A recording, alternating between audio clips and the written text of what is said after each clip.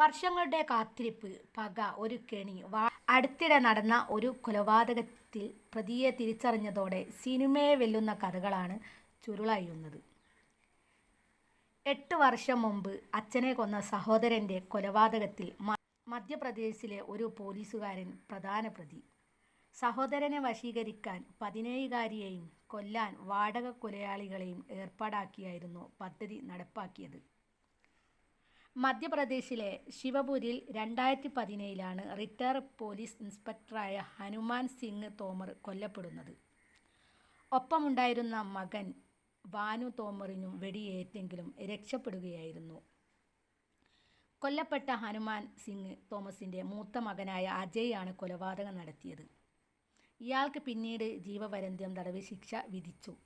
പിതാവിന്റെ മരണത്തോടെ മകൻ ഭാനു തോമറിന് പോലീസിൽ ജോലി ലഭിച്ചു.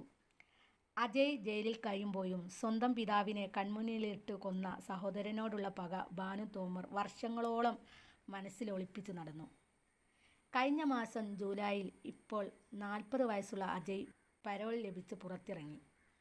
ജൂലൈ 23-ന് അജയ് ശിവപുരിയിൽ നിന്ന് ഗ്വാളിയറിലേക്ക് കാറിൽ യാത്ര ചെയ്യുകയായിരുന്നു. 7 വർഷത്തെ ജയിൽവാസത്തിന് ശേഷം പുറത്തിറങ്ങിയ അജയ് വളരെ ഉന്മേഷവാനായിരുന്നു. അജയുമായി അടുത്തിടെ സൗഹൃദത്തിലായ ഒരു 17 വയസ്സുകാരിയും കാറിൽ ഒപ്പമുണ്ടായിരുന്നു.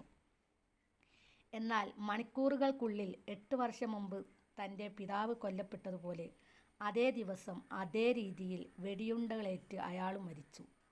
ഇതിൻ്റെ യഥാർത്ഥ കഥ പിന്നെ 2017 മെയ് 23-ന് സ്വത്ത് തർക്കത്തിൻ്റെ പേരിലാണ് അജയ് തൻ്റെ പിതാവിനെ കൊലപ്പെടുത്തുന്നത്.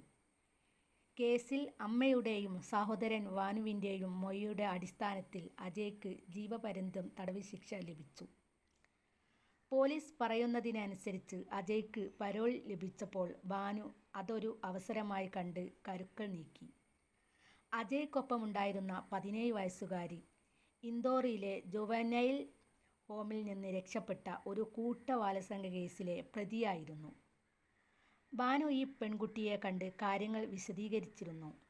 ഇതനുസരിച്ച് പെൺകുട്ടി അജയുമായി സൗഹൃദം സ്ഥാപിച്ചു. അജയുടെ വിശ്വാസം നേടിയെടുത്ത് അയാൾക്കൊപ്പം ഗ്വാളിയറിലേക്ക് പോവുകയായിരുന്നെന്ന് പോലീസ് പറഞ്ഞു. മറ്റൊരു കൊലപാതക കേസിൽ ശിക്ഷ കഴിഞ്ഞ് അടുത്തിടെ ജയിൽ മോചിതനായ കൊടും കുറ്റവാളികളായ ധർമ്മേന്ദ്ര കുഷ്വാഹയെയും 1 ലക്ഷം രൂപയുടെ കരാർ അടിസ്ഥാനത്തിൽ ഭാനു കൊലപാതകത്തിനായി ഏർപ്പാടാക്കി. അജയുടെ കാർ ഗ്വാളിയറിലേക്ക് പോകുന്നതിൻ്റെയും വാടക കൊലയാളികൾ അതിനെ പിന്തുടരുന്നതിൻ്റെയും CCTV ദൃശ്യങ്ങൾ പോലീസിന് ലഭിച്ചിരുന്നു.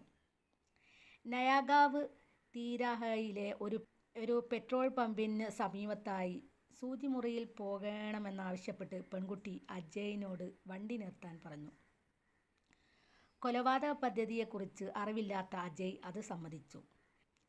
പെൺകുട്ടി കാറിൽ നിന്നിറങ്ങി കൊലയാളികൾക്ക് സിഗ്നൽ നൽകി. നിമിഷങ്ങൾക്കകം കൊലയാളികൾ കാറിനടുത്തെത്തി അജയ്ക്ക് നേരെ വെടിയുതിർത്തു. ഉടൻ തന്നെ അജയ് കൊല്ലപ്പെട്ടു. തുടർന്നുള്ള ദിവസങ്ങളിൽ ദുഃഖം അഭിനയിച്ച ഭാനു അജയുടെ അന്ത്യകർമ്മങ്ങൾ നടത്തി. 3 ദിവസത്തിനു ശേഷം ആരുമറിയാതെ വാങ്കോക്കിലേക്ക് കടന്നുകളയുകയും ചെയ്തു.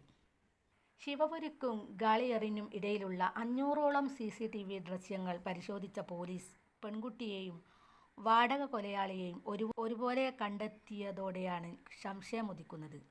വൈകാതെ ഭാനുവിൻ്റെ കാറിലുണ്ടായിരുന്ന പെൺകുട്ടിയെയും കൊലപാതകത്തിന് ഏർപ്പാടാക്കിയ ധർമ്മേന്ദ്രയെയും ഭാനുവിൻ്റെ ബന്ധു മനോജിനെയും അറസ്റ്റ് ചെയ്തു. ഇവരിൽ നിന്ന് കൊലപാതകത്തിന് ഉപയോഗിച്ച തോക്കും ഭാനു തോമറിനെ കുറ്റകൃത്യവുമായി ബന്ധിപ്പിക്കുന്ന പല തെളിവുകളും പോലീസ് കണ്ടെത്തിയതോടെയാണ് ഭാനു കേസിലെ പ്രധാന പ്രതിയാവുന്നത്. ഒരു കുടുംബവഴക്ക് കൊലപാതക ദൗത്യമായി മാറുകയായിരുന്നു. ഭാനു നിലവിൽ വാങ്കോക്കിലാണ്. അയാളെ തിരികെ കൊണ്ടുവരാനുള്ള നടപടികൾ നടക്കുകയാണ്.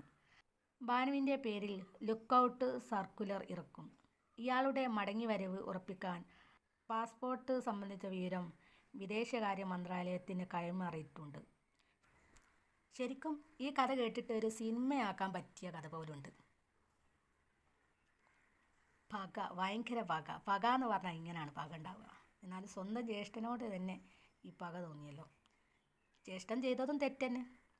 പക്ഷേ ഇത്രയും വർഷങ്ങളായിട്ടും അനിയൻ ആ പക മനസ്സിൽ ഉറപ്പിച്ച്. ഏതായാലും സ്വന്തം ജ്യേഷ്ഠനോട് ക്ഷമിക്കാനൊന്നും അയാൾക്ക് കഴിഞ്ഞില്ല. കൊന്നു കളഞ്ഞു. ഏതായാലും അയാളെ ജീവിതം അങ്ങ് ജയിലിലേക്കാവാനായി. ചേട്ടനും അനിയനും തമ്മിൽ എന്താ വ്യത്യാസം?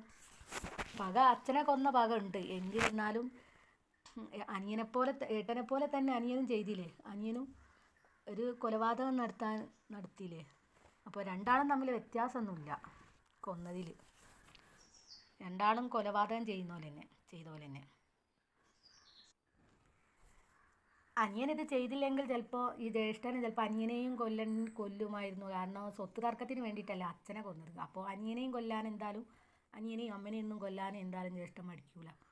അപ്പോൾ എന്തായാലും അവിടെ കൊലപാതകം തന്നെ. കാരണം ഇതാണല്ലോ സ്വത്തിൻ്റെ ഇതിൻ്റെയൊക്കെ മോഹങ്ങളുള്ളത് കൊണ്ട് വേഗം ബാക്കിയുള്ളവരെ കൊന്നു തീർക്കുകയാണല്ലോ ചെയ്യുക. അതുപോലെ ഇപ്പോൾ എല്ലാവരെയും അവിടെ കൊന്നു തീർത്താലിപ്പോൾ സുഖിക്കാമെന്നായിരിക്കും വിചാരം. അതാണ് ചിലരൊക്കെ ഇങ്ങനെ കൊലപാതകത്തിലേക്ക് ഇങ്ങനത്തെ ഓരോരോ പ്രശ്നങ്ങളൊക്കെ നീങ്ങുന്നത്. ഒരാളെ കൊന്നു കഴിഞ്ഞാൽ ബാക്കിയുള്ളവർക്ക് സുഖിച്ച് ജീവിക്കാമെന്നായിരിക്കും ഇവരെയൊക്കെ വിചാരം, ഈ കൊല്ലുന്നോലെ. അതുകൊണ്ട് ആട്ടാട് കൊന്നാട് തീർക്കും. പിന്നെ അവർക്ക് ജയിൽ തന്നെ. പിന്നല്ലേ അവർ നെട്ടുക. അപ്പം നെട്ടിയിട്ട് കാര്യമില്ലല്ലോ, ജീവിതമായിട്ട് പോയില്ലേ.